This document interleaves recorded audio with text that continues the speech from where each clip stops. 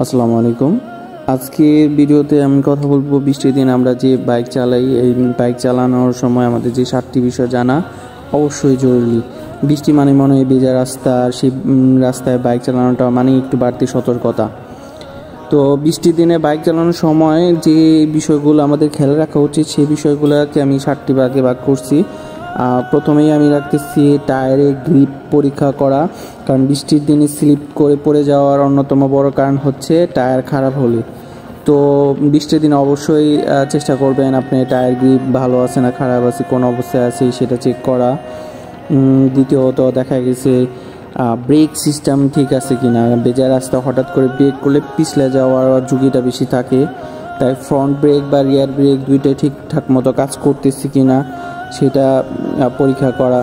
3 নম্বরে যেটা আমাদের বেশি ইম্পর্টেন্ট সেটা হচ্ছে রেইনকোট বা ওয়াটারপ্রুফ জ্যাকেট, কারণ এটা ছাড়া বৃষ্টির সাথে আমরাও দেখা গেছে বাইকের সাথে আমরাও ভিজে যাই এবং বিভিন্ন রোগে আক্রান্ত হই। তো নিচে থেকে ভেজা থেকে বাঁচতে হলে অবশ্যই একটা রেইনকোট থাকতে হবে। আর চেষ্টা করবেন রেইনকোটটা যাতে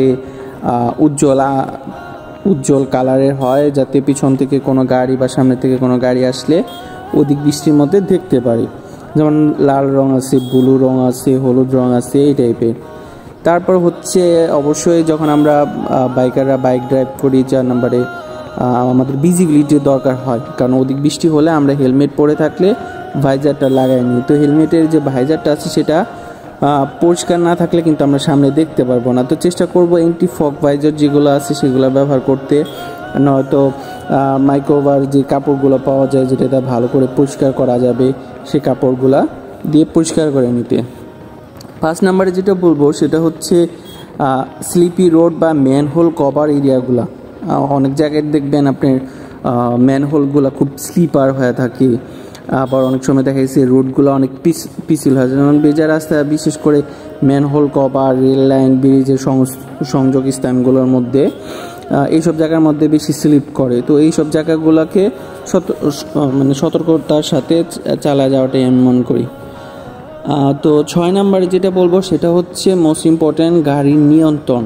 আমরা বৃষ্টির সময় অনেকেই দেখা গেছে ফাঁকা রাস্তা পেয়ে অধিক স্পিডে গাড়ি চালায়, আমরা সেটা যাতে না করি, কারণ অধিক স্পিড হলে হঠাৎ হার্ড ব্রেক করতে গেলেও দেখা গেছে গাড়ির গতি কি থাকে না, নিয়ন্ত্রণে থাকে না, এবং দুর্ঘটনার ঝুঁকিটা বেশি থাকে। তাই অবশ্যই চেষ্টা করব গাড়ির একটা গতি সেটা মেনটেন করা বা কন্ট্রোলে রাখা, যাতে অল্পতে আপনি গাড়িটা কী করতে পারেন, থামায় ফেলতে পারেন, বা কখনো স্লিপিং হয়ে গেলেও গাড়ি পড়ে গেলেও যাতে আপনার ব্যথা কম পান।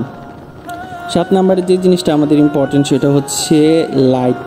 গাড়ির লাইট অবশ্যই ভালো থাকতে হবে, সামনের headlight, break light, fog light, indicator light. লাইটটা আমাদের বাইক চালানোর জন্য খুবই ইম্পর্টেন্ট। অধিক বৃষ্টি হলে অনেক সময় দেখা গেছে যে বড় গাড়িগুলো তাদের আগে পিছিয়ে অনেক ছোট গাড়ি দেখতে পারে না, তো সেটার জন্য দেখা গেছে সামনে পিছনের লাইট অন করে রাখতে পারেন। দ্বিতীয়ত ইন্ডিকেটর লাইট ব্যবহার করতে পারেন, এতে দেখা গেছে যে বিপদের ঝুঁকিটা অনেক কম থাকে। তো বন্ধুরা, বৃষ্টির দিন বাইক চালানোর সময় এই কয়টা বিষয়ে আমার খেয়ালে অনেক বেশি সেফ। এই বিষয়গুলো যদি আমরা মানি, তারপরে যদি কারো কোনো বিষয়ে কথা বলার থাকে বা কোনো টিপস দেওয়ার থাকে তো অবশ্যই কমেন্ট বক্সে কমেন্ট করতে পারেন। ভিডিওটি গুরুত্বপূর্ণ মনে হলে শেয়ার করতে পারেন। ধন্যবাদ আপনাকে।